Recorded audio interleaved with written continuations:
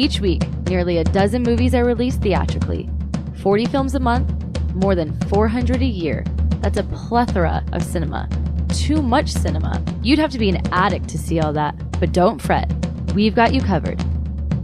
This is CinemAddicts. Hey everyone, it's another week of CinemAddicts. This is episode number 201.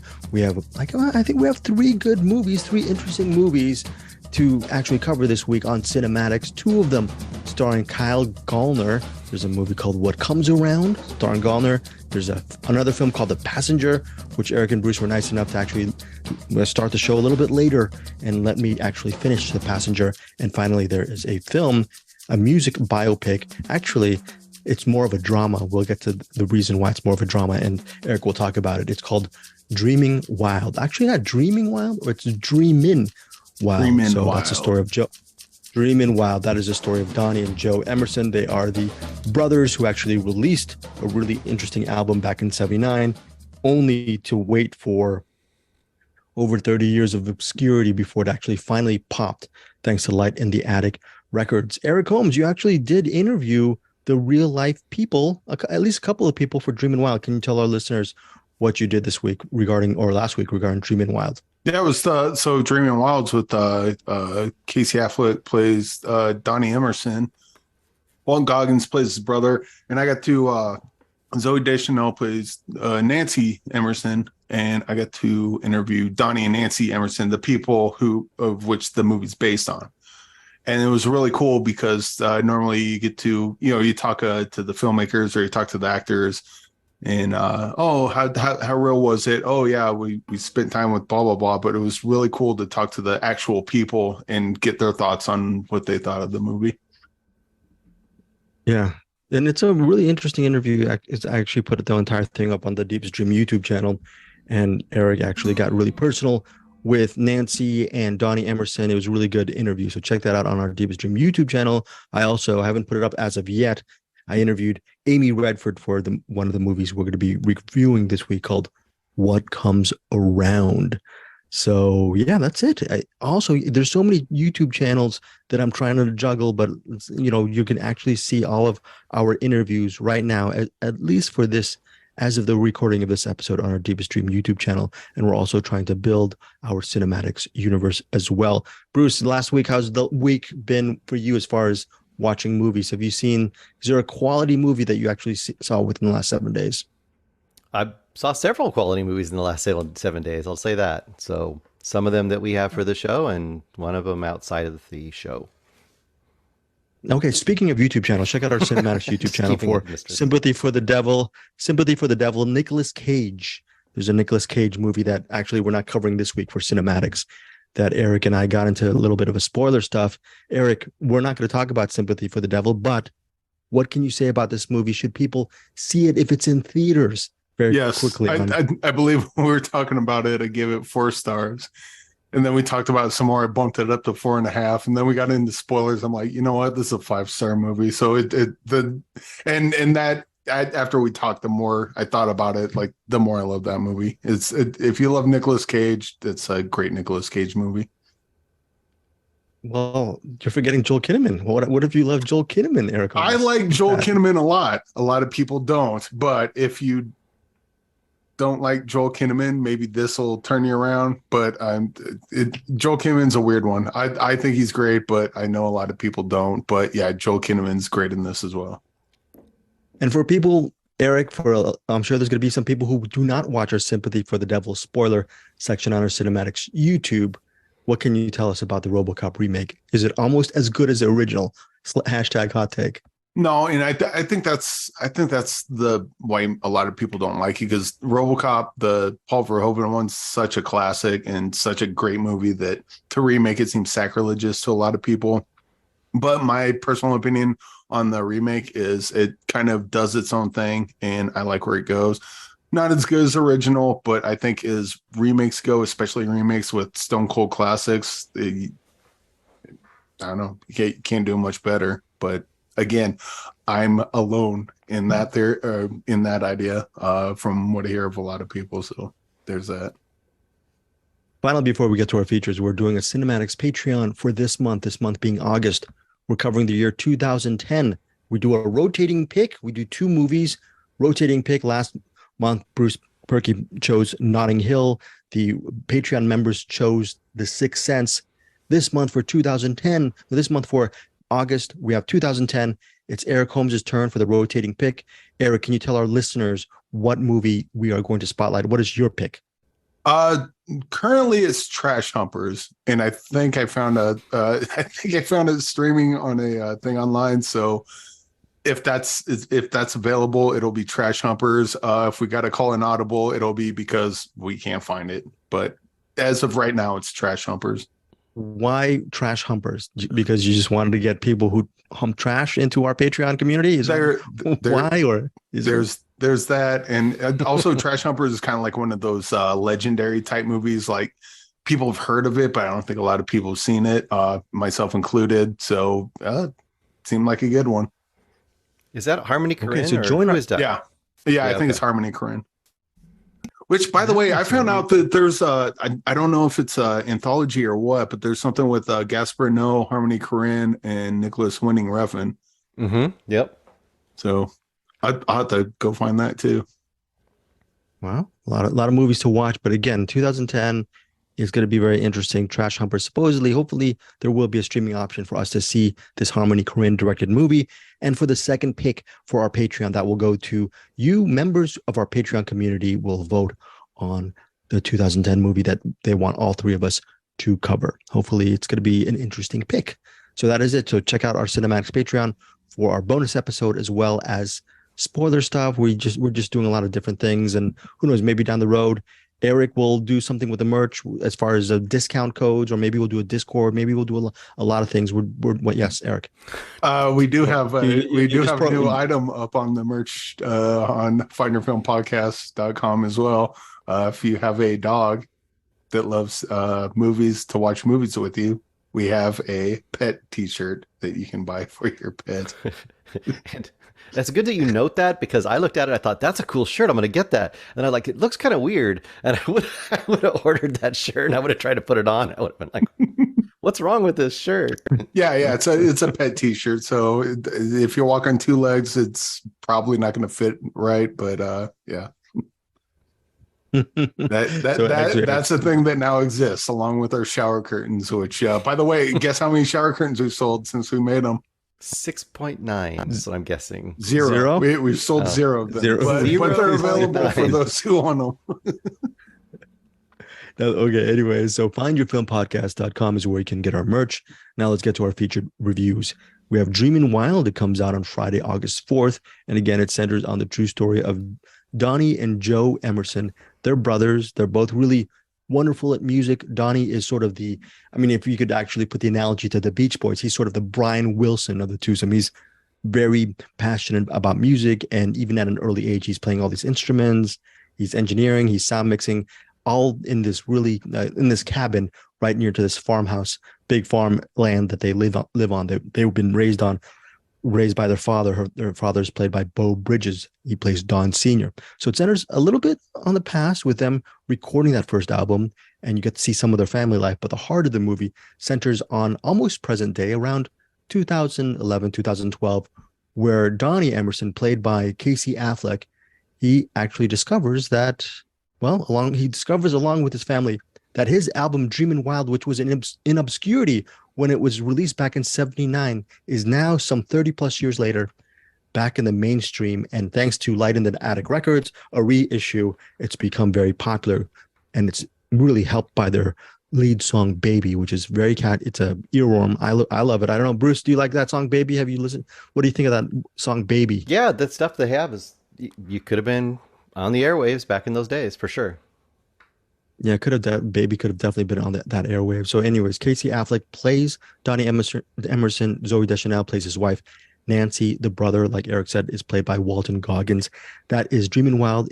It's a little bit of a music biopic, but like Eric said in the interview, it's more of a drama because it really delves more into the intricacies of the family and the stuff that they've left behind some years ago, and some buried either resentment or just buried, not even resentment, just some buried stuff that needs to actually get hashed out within the confines of Dreamin' Wild. Very interesting movie. So Dreamin' Wild, let's start off with you, Bruce Perky. What are your thoughts on this film, written and directed by Bill Pollard, and he actually helmed in 2014 that Brian Wilson film, Love and Mercy, which I love. But what did you think, Bruce, of Dreamin' Wild?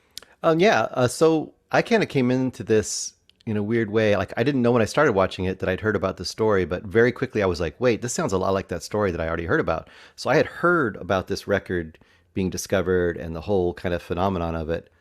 I don't know, I want to say 5 or 6 years ago. I'm not sure when the actual story was written, but 5 or 6 years ago, I kind of heard the general story of this, but I didn't really know a lot about like kind of the intricate dealings of the brothers and, you know, kind of how things came to pass and how they are feeling now with their musical career slash lack of career when they get rediscovered, I guess. So that was kind of interesting to me. And then the other thing was just having lived in the Northwest, hearing them say things like, oh, we're going to actually get to play the Showbox. Oh my God. So having been to the Showbox many, many, many times, but also thinking like, in Eastern Washington, does anyone really know the Showbox? It's not that big of a venue. Anyway, weird little things like that whenever you watch something that's from your area. Like, well, probably all the time for you, Greg, because it's all California and LA. But you always kind of compare like your reality and stuff to it. But all that being said, I thought this was a pretty good movie. I think the characters are really good. I think the story is very interesting. The execution for me is a little too subdued almost for me. And part of that is Casey Affleck. I'm starting to get a little bit tired of sad sack Casey Affleck walking through every movie lately. Like, I mean, I've seen it. He was great in Ghost Story where he had just had to sit behind a sheet, and he was really good in what was it? The really depressing one. What, Manchester by the Sea? Yeah, Manchester by the Sea. He was really good in that one, but same thing. It's just him kind of moping and wandering around various places, thinking about how his life isn't the way it should be. And he kind of does that again in this movie too. I really felt it sparked up when they got to the music and when you had the flashbacks and when they did the music again. And I kind of just wanted them to do a little more of that. I mean, it wasn't like I had a bad time watching it, but it was just so paced, so languorous. I don't know, I'm not using the right word, but you know, just taking its time. And I know it's supposed to be like sitting with these people and it's country living and kind of just with them as people, but there was definitely a lot of not happening between the stuff that was happening. And they really kind of also did get, and I know why, but they did give hardly any time to the wife character. And as much as I don't like Zoe Deschanel, I'm one of the weird ones that doesn't. I don't like her at all. I would have still liked to have seen her character more in this movie because I felt like that was kind of interesting and key because the whole idea was she had kind of taken the Donnie role away, you know, like, so there was built in like possible conflict there, or at least what were her feelings more and what was his feelings more. And I would have liked to explore that a little more. And I'm sure there was stuff that actually happened there. But you can only do so much in a movie. So I would say for me, it's a mild recommend, but I'm not wholeheartedly yelling from the rooftops for this movie. Eric, what did you think of Dreamin' Wild? I am wholeheartedly yelling at the rooftops for this movie. This is, I mean, I mentioned it a bunch in the both the interviews, but this feels like the antithesis of Crazy Heart with Jeff Bridges, another movie I love, but this is like the happy version of it because a lot of the conflict comes from, you know, you have the family that they all love each other, but they don't want to let each other down. You know, Donnie wants to, Donnie sees what his dad gave up for him, and he wants to give that back. He wants that to pay off because, my dad had so much land and he's just getting less and less and less because he's, helping me with my music career that's not going anywhere. And now I have a chance to pay that back and I need this to go perfect. But my brother's just not, he hasn't been keeping up at drums. He's just not good. He doesn't have the chops anymore. And how do I tell him no? And meanwhile, his brother, Walton Goggins is always great. And he's kind of the other side of that of like, I don't have my drum chops anymore, but this is really important to my brother and I can't tell him no, I can't let him down. So it's kind of like they both want the same thing, but they're too afraid to tell each other because they don't want to hurt each other's feelings. And then the final scene, we mentioned that in the interviews as well. The final scene, just I loved it. I absolutely loved every second of it. And I agree with that. Absolutely too. I got the hat because a lot of movies do the thing that they do in Dreamin' Wild. This did it in such a way that I think it's more earned as opposed to just, oh, cool, we're going to tack this on at the end just so you can see what the real people look like.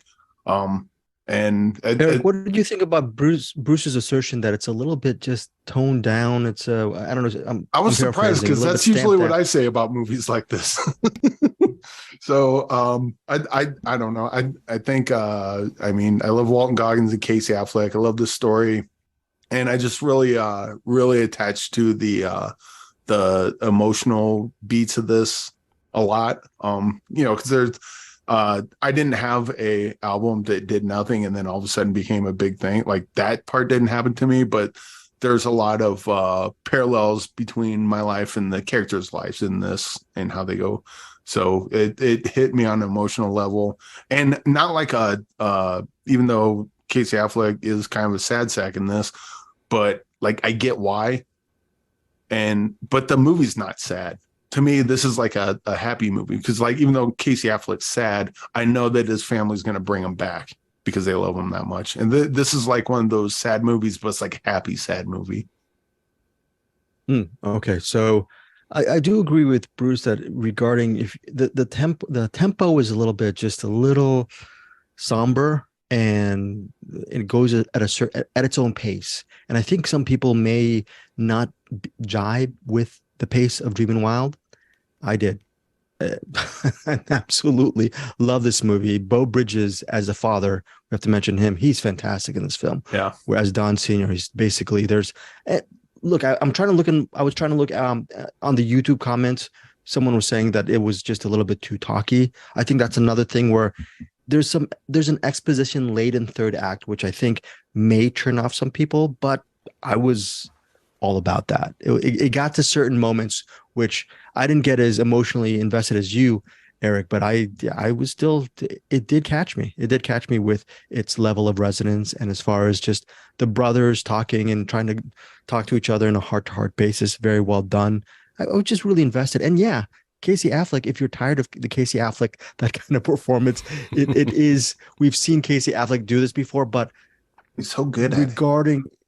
But he's well, yes, he's good at it, but that's kind of how Donnie was. And that's at least the character, I mean, the person in this movie, because he's holding so much in. There's a lot of stuff that he's trying to process and he just doesn't want people to know. And like Eric was saying, there's just a lot of still waters run deep with Donnie Emerson. And Walton Goggins as his brother Joe is fantastic. He's just sort of the easygoing guy who's just wants to get along with everybody. So overall, I really, really loved and enjoyed Dreamin' Wild. Probably, I think Eric's going to give it the best rating, but I think I'm not going to be too far behind Eric Holmes on Dreamin' Wild. Let's get with your rating, Bruce Berkey, for the movie. For me, I'll probably go 3.5 on this one. It could be a 4.5 or 5-star documentary, but as a dramatization, it's 3.5 for me. 3.5 for Bruce Berkey. I am giving it solid 4.5 stars. Really, really love Dreamin' Wild. And after this movie, I went on Spotify and started listening to some of Donnie and Joe's music from way back when. Really good stuff. Oh, by the way, very quick little fact: the song "Baby" has over 30 million streams on Spotify. That is amazing. Eric Holmes, your rating on Dreamin' Wild? I kind of want to give this 6.9, but this doesn't seem like a 6.9 movie, so I'll just go 5 stars on this. But either way, I absolutely adore this movie. This movie's kind of like a breath of fresh air for me. Okay, breath of fresh air for Eric Holmes. Again, 3.5 stars. Bruce Berkey, I give it 4.5. Eric gives it 5 stars. Most importantly, tell us what you think of Dreamin' Wild when it hits theaters. Only theaters, remember this, on August 4th. What Comes Around is another movie named What Comes Around. What Comes Around stars Kyle Gallner and Summer Phoenix. Bruce, you had a very interesting description of the movie. Can you just share to the listeners what you're calling What Comes Around? Like, it's 5 minutes into this movie, I wrote, "Is this Nepo Baby the movie?" is what I wrote. Because And people, because why, Bruce? Well, there's an Affleck in this movie. There's a Phoenix in this movie. There's a Van Dien in this movie and a Redford in this movie. There's a lot of people. Yeah, there's a. It's sort of a nepo baby film, and it stars again. You mentioned Van Dien. It's directed by Amy Redford, obviously the daughter of Robert Redford. During my interview with Amy, I did not mention anything about her father, just out of respect. I did drop the line Sundance very quickly towards the end of the thing about indie cinema. So I think that's kind of like mentioning her dad. Anyways, Grace Van Dien, daughter of Casper Van Dien. How come you didn't ask Casper that question, Eric Holmes, when you interviewed him for The Flood? What's going on with you, sir? I did know about it till I saw this. Bruce, doesn't the best people like me like do the research as journalists? Shouldn't Eric Holmes, shouldn't he be do research before he interviews people, huh? No. You're not wrong. No. Oh, also, Grace Van Dien, who's her grandfather? Or am I thinking of someone else? Robert Mitchum. There you go. Yeah. Robert, yeah, possibly, yeah. Nepo. See? Grand, I know grand Nepo baby. Exactly. So anyways, Grace Van Dien plays a teenager. She's a teen named Anna. At the beginning of the movie, she's FaceTiming. There's just this generation. I was watching this TV series, Netflix series called Heartstopper, and half of the series is them just talking on Instagram via DM. It's just something I have to get used to. Something you have to get used to with what comes around is the first several minutes has her FaceTiming or messaging the guy she has a crush on. Unfortunately, the guy she has a crush on is not in his teens. He's actually in his late 20s, and he's a stranger. His name is he's played by Kyle Gallner from Dinner in America. Kyle Gallner plays a stranger that Anna befriends over FaceTime, and they read poetry. It's a weird relationship because he's in his late 20s and they've never met. One day he decides to show up on her doorstep, and Anna is freaked out, understandably so. And that's the premise of what comes around. We also have to mention that Summer Phoenix, the sister of Joaquin Phoenix, plays Beth, the mother of Anna. And Summer Phoenix I liked her in this movie. I've always liked Summer Phoenix, and I mentioned that in the interview as well. So this is sort of a three-hander where it centers on Anna's relationship with this online stranger, as well as the mother, Beth. She has an important part to play in this drama. What comes around, Bruce Perky, your thoughts on this movie? Oh, I'm back to me again, huh? Okay. Yeah, this movie is an elevated Lifetime movie, I guess. Probably elevated by some pretty good performances in here, but it's a pretty preposterous story, and as it goes, it becomes more preposterous. But it's entertaining enough, I guess I would say. So this is one of those. You didn't mention he shows up onto her doorstep on her birthday, just the day she became for reasons legal in that state. But yeah, it's just like, I mean, this movie starts out as the parents' worst nightmare. You know, older dude is talking to their young, innocent daughter on the line, and all of a sudden he shows up at their doorstep and she's like in love, and doesn't matter what they say, she's not giving up on him, and he has a really sketchy background. He's sleeping in his truck at the rest stop and calling her, not leaving town, and all this kind of stuff. And all that's done pretty well. And first of all, Kyle Gallner is great in this, as we're not to be surprised, but he does a great job here of like kind of playing the real unassuming. He's like an unassuming older guy and very charming, but also just a tiny little bit of creepiness in there, just enough to make you kind of go like, what's up with this guy? What's going on here? And that's kind of the whole first act, right? I'm not gonna say what the second act is, but the whole first act is basically, parents' nightmare, warnings. This is perfect Lifetime movie. Like I said, a little bit better as far as the acting, and it's done a little more seriously. But then it takes a twist into ridiculousness, and it does it in a pretty fun way. And then it plays it all the way out to the end, and it gives it its, it follows it through. I didn't ever hate this movie. I liked it better than it probably should be, considering that it's kind of ridiculous. Everyone did a great job, and they took it seriously, I think. It wasn't camped up too much, which I appreciate. So it's okay. It's all right. Yeah, no, I enjoyed this movie. I would recommend this movie. It's a weird movie because it's described as an immersive thriller. Spoiler alert. This is not an immersive thriller. This is No. actually something different. And it's more of a character drama exploration of, and I think one of the good things about this is it explores sort of the interior lives, the situations of the teen, her mother, and the stranger. So throughout this 85-minute narrative, you get little pockets of the story or the life from each of their POVs, and you can understand. I mean, you can kind of understand where each of them are coming from, and eventually, when the rubber hits the road, and you see there's that big final, that third act, I think everything comes together. I agree with Bruce. Gallner to me is so look. Friend of the show, we all love Dinner in America, but he's fantastic in this movie as well. Is the guy who's kind of creepy, but he might have something regarding his situation, and there might be a reason why he's part of this whole element. So I just found that to be interesting. Summer Phoenix, I thought she was interesting. It's a weird performance because she has to play the mother, and she gets she plays a mom, where meaning that you don't really get to dive deep beneath the psychological stuff. A lot of it is inferred because she's trying to protect her daughter. But I think for me, it's a really well done film. Really enjoyed it from Amy Redford. Let's get to. I think I liked it a little bit more than you, Bruce. Let's see where Eric Holmes lands on What Comes Around.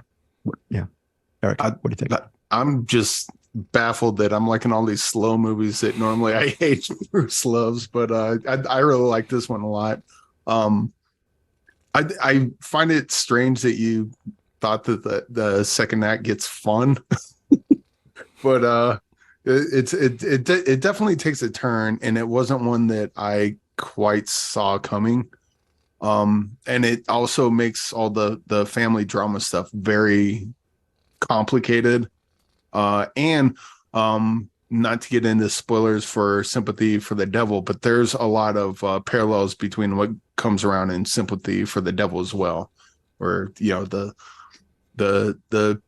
people you think are innocent might not be so innocent. The people you think are evil might not be so evil. That kind of thing. And yeah, Kyle Gallner plays Eric, so I appreciated that right away. I probably would have liked to have my name represented in a much less creepy character, but you take what you can get. This was one that kind of started. I was like, oh no, it's going to be one of these. And then as it went on, and I do agree with Bruce, this is definitely kind of a Lifetime movie, but I like those sometimes. But yeah, the plot kind of plays out like one of those. But once the movie kind of got going, and then by the second act, once you start finding out what's really going on, I'm like, oh, tell me more. And I was locked in for a good portion of this. Yeah, the movie is weird because there's a lot of misdirection. I'm thinking, I'm watching the movie, where does this score come from? Or why is this movie shot like this? Why is the movie paced like this? What is this movie trying to say? And I mean this in the best of ways. It just threw me off guard.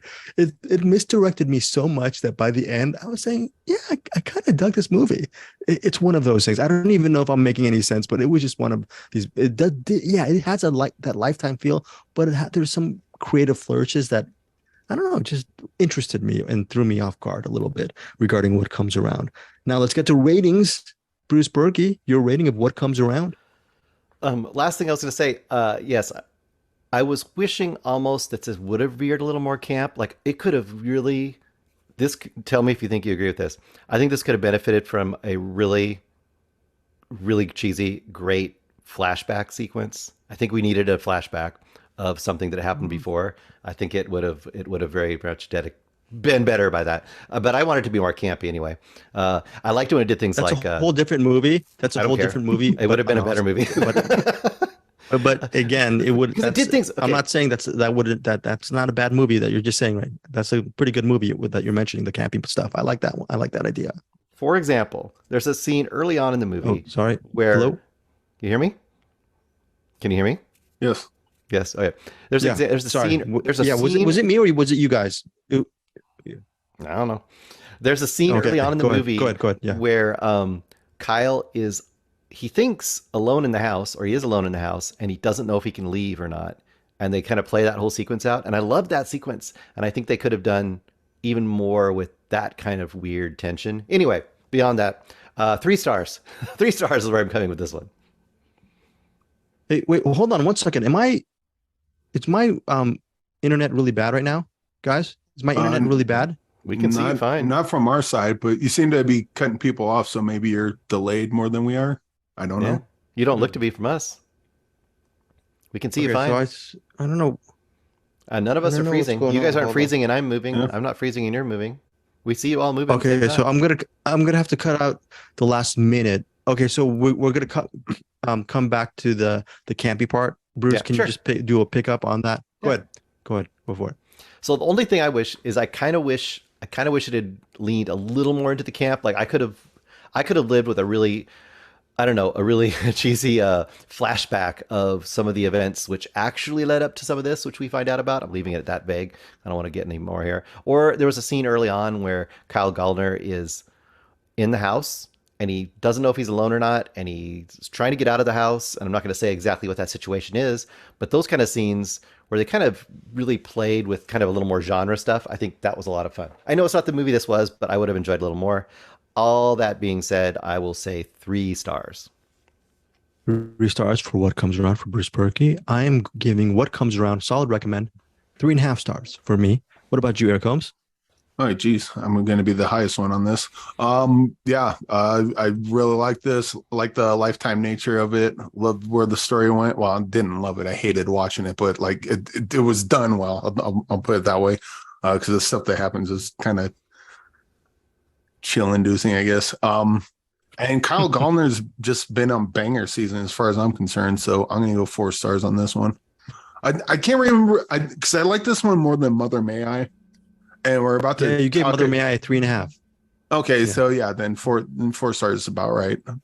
Could even go 4.5, but this was a good thriller, I guess, if you want to call it that. Probably not, but I definitely recommend.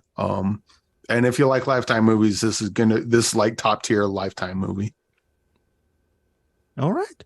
So that is What Comes Around, again, only in theaters August 4th. Speaking of Kyle Gallner is back. Oh my gosh. A couple weeks ago, you guys, you did the review of Mother May I, and now we have this Blumhouse film called The Passenger. Here's the thing. It's not in theaters on August 4th. It's available on digital and on demand. So this is one of these things where you can rent or purchase The Passenger on Friday, August 4th. We'll see if Bruce and Eric really enjoy this film.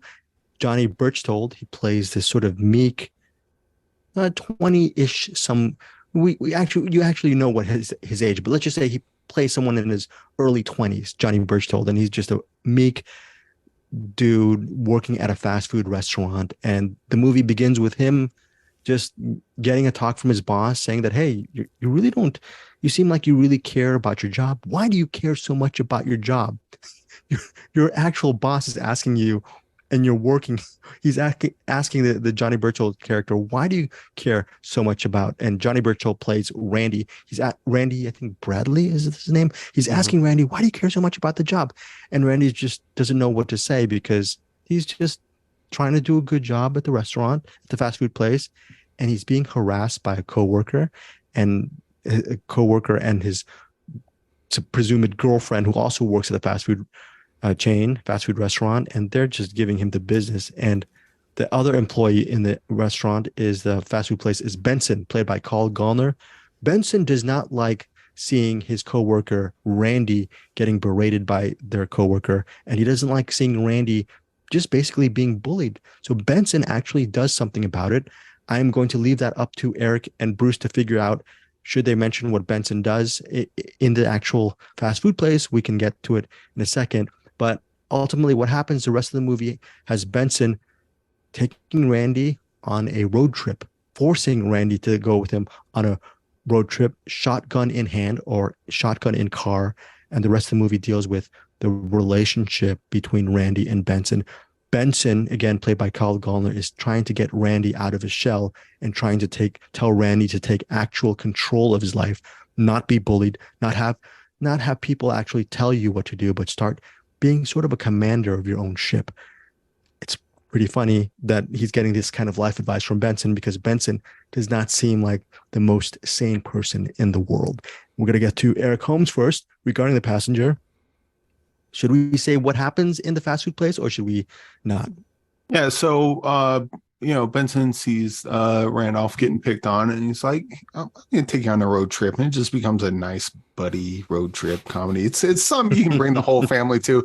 It's not like the restaurant is covered in ketchup and they got to clean it up. It's not, it doesn't get messy or violent, or no, it gets very violent and very messy. And this is I think it's fair to say that, because otherwise, when you describe it, it sounds like a family Lifetime movie you take the kids to, and this is not that. But this kind of has a lot of similar energy to Dinner in America. This isn't funny like Dinner in America is, although it's got its humorous parts. But this is like Dinner in America is like a dark, brooding stepbrother, maybe, I don't know. But Kyle Gallner, I mean, what dude is just killing it lately. Just one movie after another, at least ones I love. I don't know about you guys, but I love that. I think he gives one of the year's best. Honestly, I think he gives one of this year's best performances. Yeah, especially, and I think with Mother May I, and what comes around. The thing is, I saw this movie before both of those. I saw this like almost like a couple weeks ago, but I saw them before I saw those two. So my ratings on those two were directly informed by this one, because I loved this movie so much that like the other two kind of paled in comparison, even though I liked them.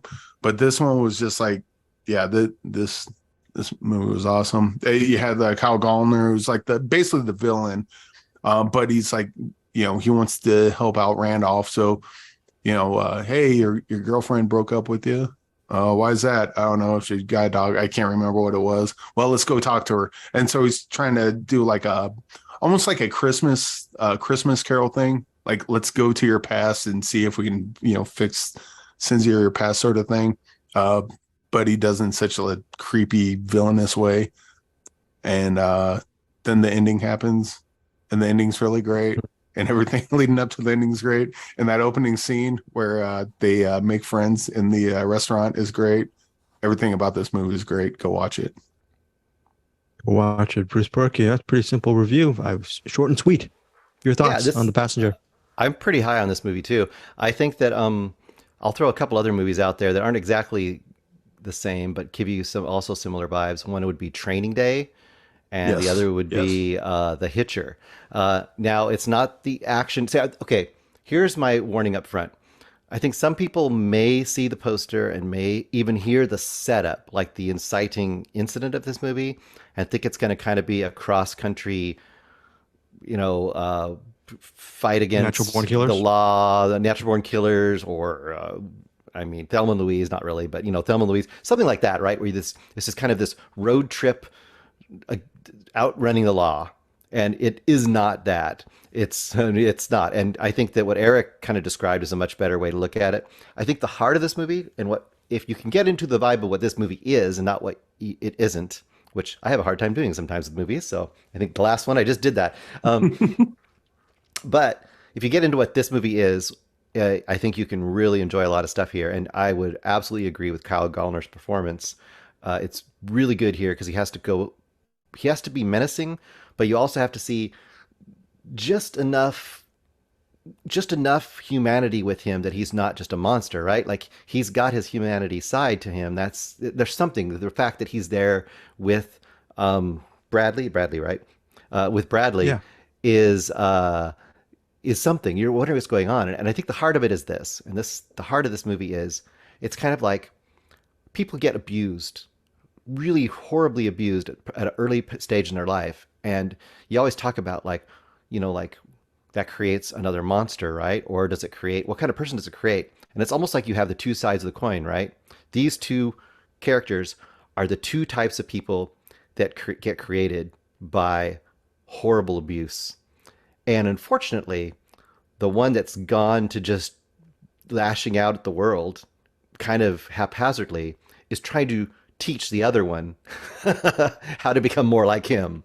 And that's the really interesting thing about this movie. So it gives a really interesting character arc. I do want to, everything you called out was great. There's great stops along the way, so it keeps the pace of this movie going really well. You've got a trip to this place, then a trip to this place, and trip to this place. Like every 15 minutes or so, you have a trip to a new place. I do want to call out because all of the other things are great, and the ending's great, and there's a bit to a toy store and a school. That's really great. There's a visit to Kyle Gallner's character's mom. Liza Wheel. Yeah. I'm Miss Beard, but the actress's name is Liza Wheel. No. I'm talking about the early visit to Kyle Gallner's mom. I got you. To Benson's mom. That scene that is Sue Rock. Sneaky, terrifying, and amazing, and is absolutely necessary to understand Kyle Gallner's character and understand the relationship, what's going on there. I think this is a pretty great movie. Yeah, also great movie. Also, real quick, back to the school part though, before they do find Miss Beard, you get so much backstory on Kyle Gallner's character, and they say nothing. It's all inferred, and this movie has a bunch of stuff like that where they just kind of just touch on things. They don't outright say it, but if you're hell, you don't even need to be paying attention. If your eyes are pointed in this general direction, you kind of get the full backstory without actually getting the full backstory. And because it's the whole point is that Kyle Gallner is actually teaching Bradley a lot, but not what he thinks he's teaching him. That's the whole point of this movie. He's teaching him, like the way you said, like by inference, what to really learn, what's really important to learn. And it's kind of really, really smart the way the script is written in that sense. Right. And Bruce mentions Bradley. That's his last name. And the reason why is it's actually a point in the film where his name is Randy Bradley. And there's someone says, oh, wow, that's pretty cool. You have two first names. So Randy Bradley, his name tag says Bradley. His first name is Randy. And there's a reason why Randy Bradley doesn't really care if people call him Bradley or Randy. You'll get to know that reason it's not inferred. There's an explanation regarding the backstory of his name, of why he is who he is. And that is played. We mentioned Gallner a lot, but Johnny Birchtold is fantastic in this movie as well. He has to keep things really hidden and insular, and he's sort of our cipher through the entire narrative. But sometimes when you're a cipher, you just become invisible and part of the wallpaper. But there's something about Johnny Birchtold's performance where he's not just a person who's reacting to the situation. Your eyes actually train to him. He's very, very good in this movie. You mentioned Eric Holmes, Liza, Weil or Wheel? I don't know how you pronounce her name. Weil. Wheel.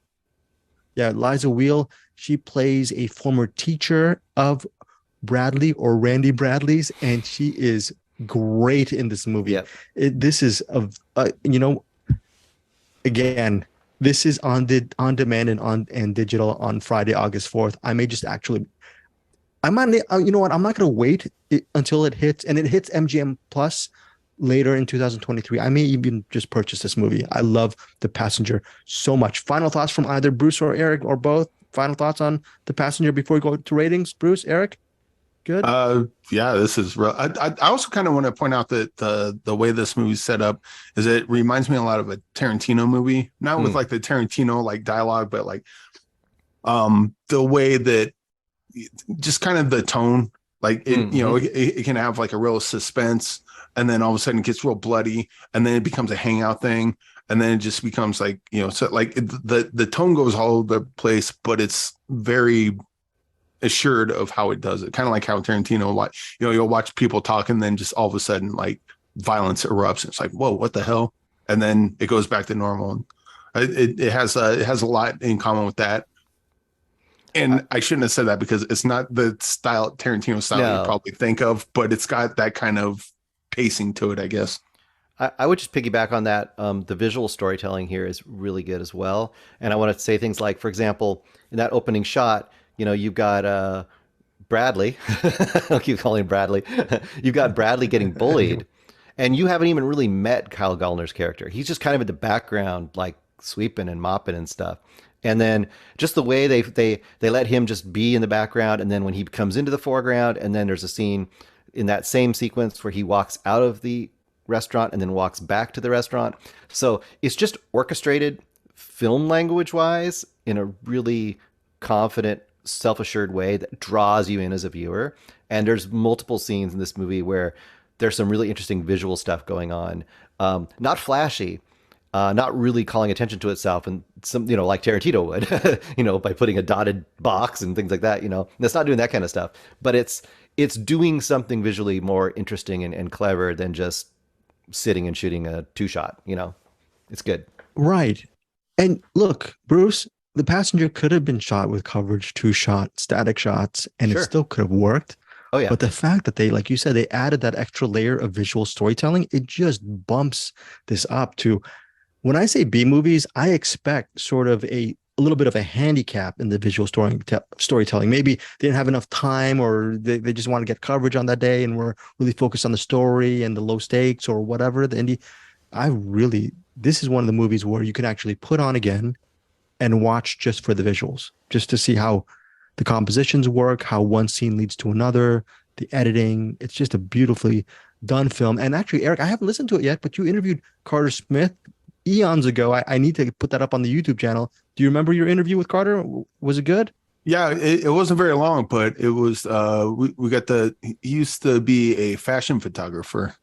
So that probably, and we started talking about Kyle Gallner's, his character's, his green fuzzy thing that he wears. Yeah. It's like his Nirvana sweater, but kind of. Yeah. Oh, that's exactly what he said. Oh, I called that. I could see that. And just the best ironic use of a Motorhead shirt too, I guess, this movie too. So yeah. So a lot of his instincts come from his photography background, and which explains a lot of kind of what me and Bruce were talking about as far as like the setups and the actions and stuff. Totally makes sense, because you get pictures worth of, you get to speak a lot with the language of film. You get one picture to speak the language of photography, to tell the story. So yeah, that probably explains why this is so damn good.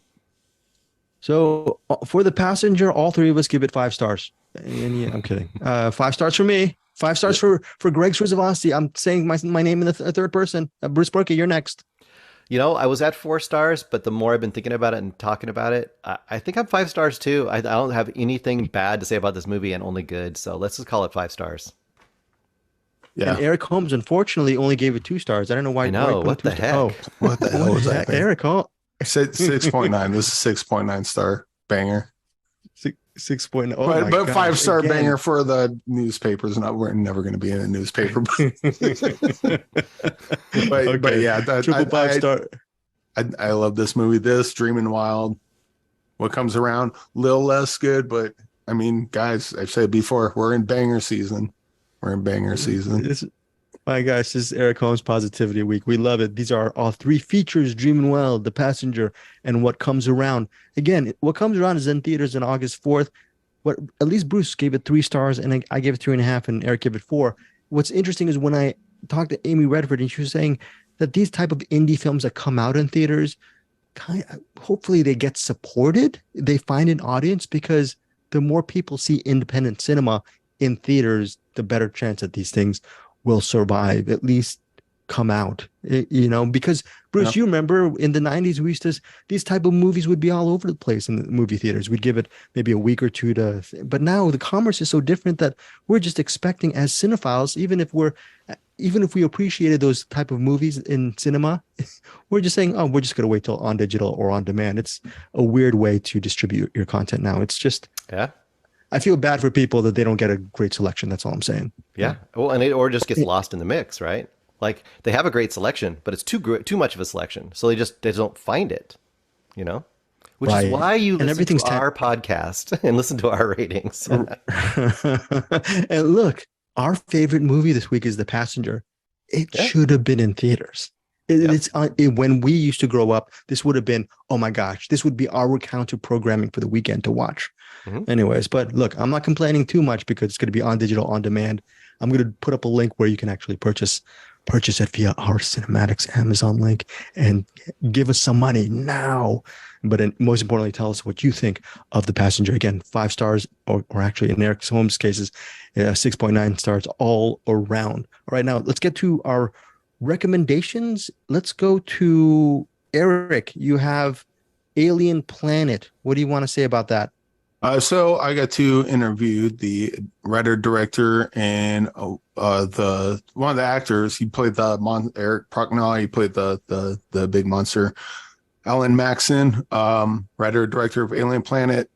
This is an extremely low budget movie, done with mostly practical effects. We talk forever. And they get like, Alan goes heavy into like what was done to make this movie, like the practical stuff, any of the editing, CGI stuff that he had to use. But the basic story is it's 2 warring alien factions have to find this thing on this planet, and this thing will revive their planet and bring water back to their planet so they can live, because they're running out of water and they're all dying. And the 2 aliens races hate each other. It's very similar to Enemy Mine, but the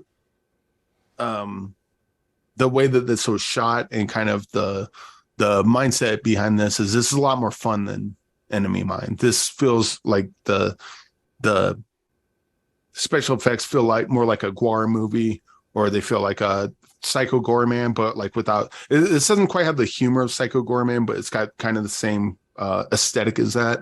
And it's just it's just really fun, really cool, super low. I think it costs like 70,000 to put it together, and it's just a fun indie movie.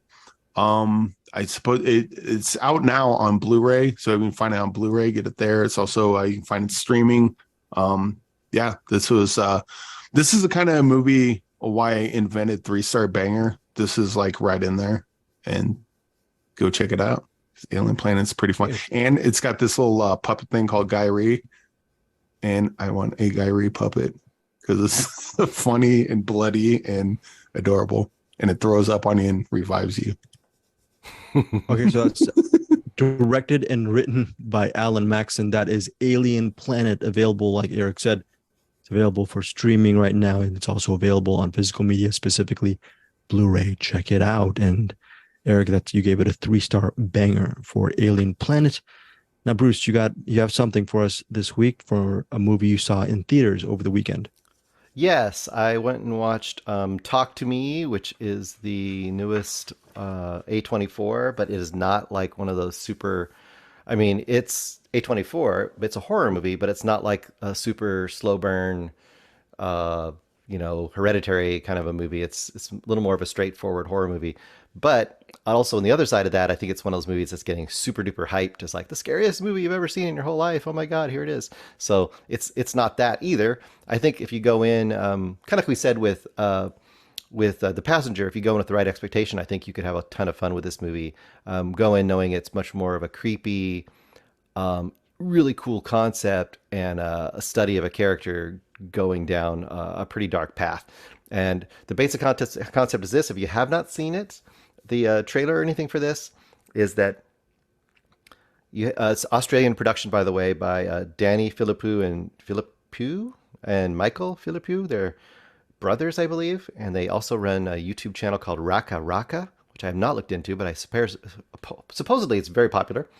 Raka Raka, and the basic concept is this: there's this kind of urban legend, kind of a party thing that's going on. It's showing up all over YouTube and stuff.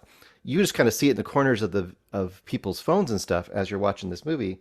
But the main character and a couple other people go to this party, and they pull out this, it looks like a stone or a ceramic hand. And the basic concept is this: instead of like a Ouija board or something, you grab the hand and you say, "Talk to me." And the minute you do that, you are melded in with the other side. And then if you say the next step, which I won't say what that is, you really get sucked into that world and you have to get out of there within 90 seconds or something pretty crazy might happen. And that's kind of your basic setup. And it's a really, really fun and interesting. I'll say it's fun. I'm using fun the wrong way a lot. Let's just say it's a really interesting ride and downward spiral for your main character. So was this just worth that the money you spent in the theaters? I think it was. I think it's really, really solid. For me, it's 4-star. I could see some people go even higher. I think most people will be pretty satisfied with this, especially if they've been burned by other A24s they think are way too heady and cerebral. I think this one's a little more grounded for a lot of people, and I think they could get like into that. So, well, it's good. You're giving it 4 stars, which is an above average rating, and you basically it's a good movie. What kept it from being 5 or the next level of excellence for you, Bruce? Maybe, I mean, it could go higher on me still. I mean, maybe for me, it's just that it didn't like go over the top as far as really scary or super duper bloody, although it has a couple of scenes that are pretty disturbing and violent and stuff. It's not like out there. So for me, it's like, as a really, really seasoned horror, like fan and watcher, I guess there was nothing there that like was super, super surprising, although the actual setup and execution was fairly unique. So I think that the execution really got me. The story itself was a little bit been there slightly. So that's what brings it down from like a 5 to me to a 4.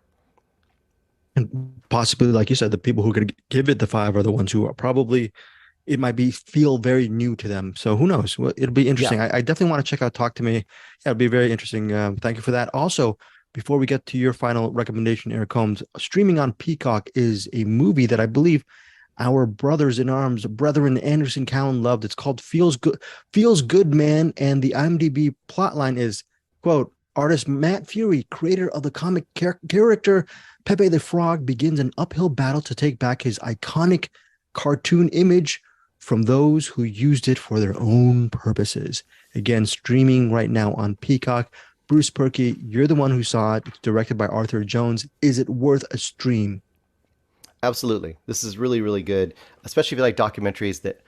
This is all about documentaries that give you things you just don't know anything about. Maybe you know a ton about Pepe the Frog. I just know it as that weird meme for 4chan weirdos, and I don't even know exactly what it meant, but I saw it. You know, that one of those kind of things.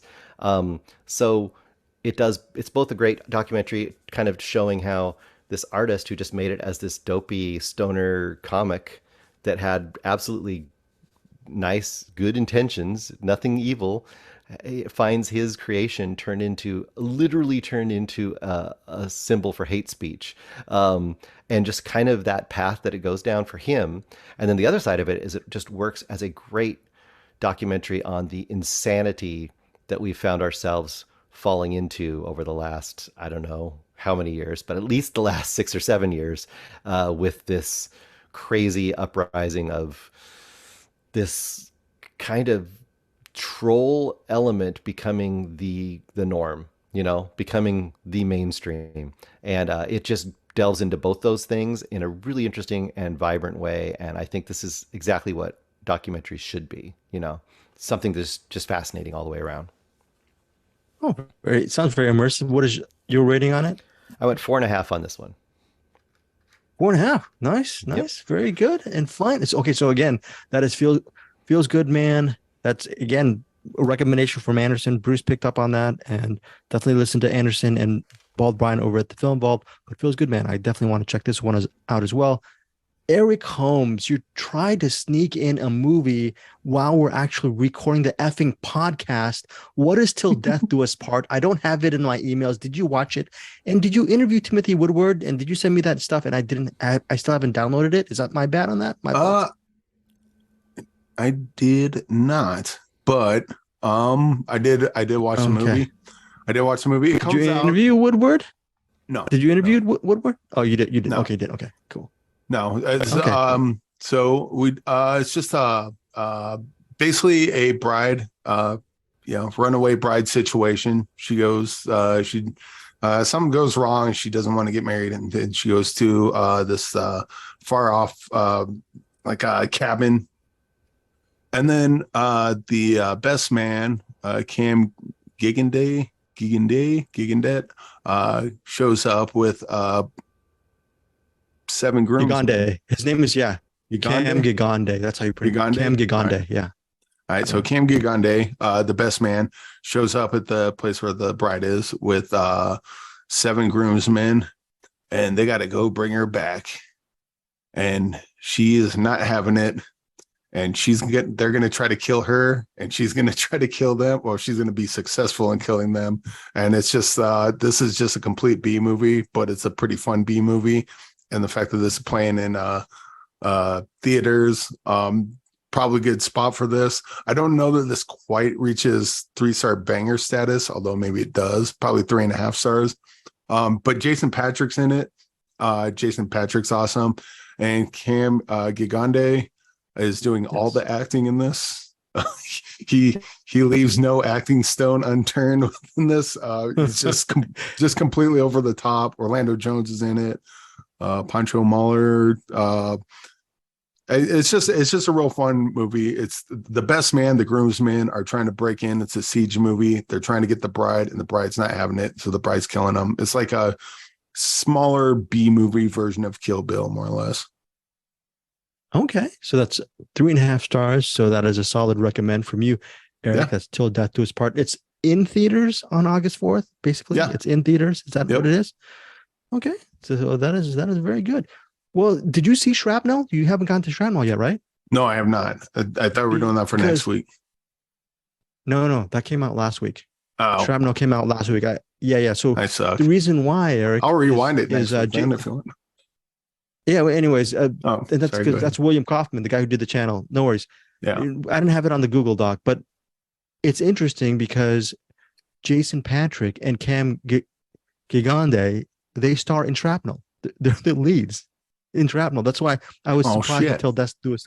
Yeah. Jason Patrick. Yeah, Jason Patrick is the lead in Shrapnel. And he plays it. But yeah. So anyways, I'm very interested. I gave Shrapnel a pretty good review, and it stars Cam Gigande, and he plays his right-hand man in Shrapnel. Actually, that's on digital and on demand right now. That's a very interesting movie. So to Jason Patrick, but this one, Jason Patrick's not really in Till Death Do Us Part too much, Eric. Not that much. He's in flashback portions, and then he shows up again at the very end because there's like this whole story that kind of, he just seems like a background character at first, and then as the story goes on, like the main meat of it is the groomsmen trying to get in to kill the bride and the bride kicking their ass. But it every once in a while it'll go do a flashback with Jason Patrick and his wife, and there's something going on there, but you don't quite know what it is until the very end. Okay, so that is Till Death Do Us Part from Eric Holmes. Again, 3.5 stars, August 4th in theaters. Might be a movie I might want to check out down the road as well. So we're leaving right now because Bruce is he's somewhere in his house, but we're going to sign off. He's coming back right now.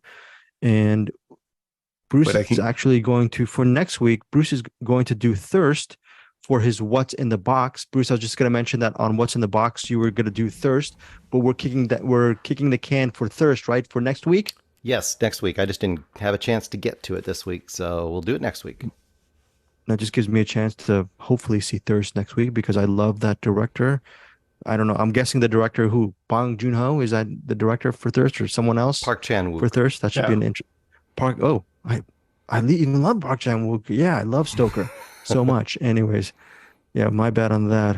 My bad. So anyways, Thirst will be our What's in the Box. So Peter Beta, you're going to have to drop that little silky beat next week. We love Peter Beta and his crew over at Middle Class Film Class. Also shout outs to William Lindis from Movie Bears Podcast. He just celebrated his 41st birthday. Happy belated birthday to you, William Lindis. And also who else are we forgetting? Joseph Bridges and Matt Stillman, Chad Wilfong, so many wonderful people who give daily movie recommendations for our CinemAddicts Facebook group. Make sure you join us over at CinemAddicts Facebook group. We do daily movie recommendations and a lot of movie talk there. It's really good stuff. Do you endorse my plug, Eric Holmes, regarding the CinemAddicts Facebook group? Yes, I do. It's a great Facebook group and a bunch of great people on it as well. Okay.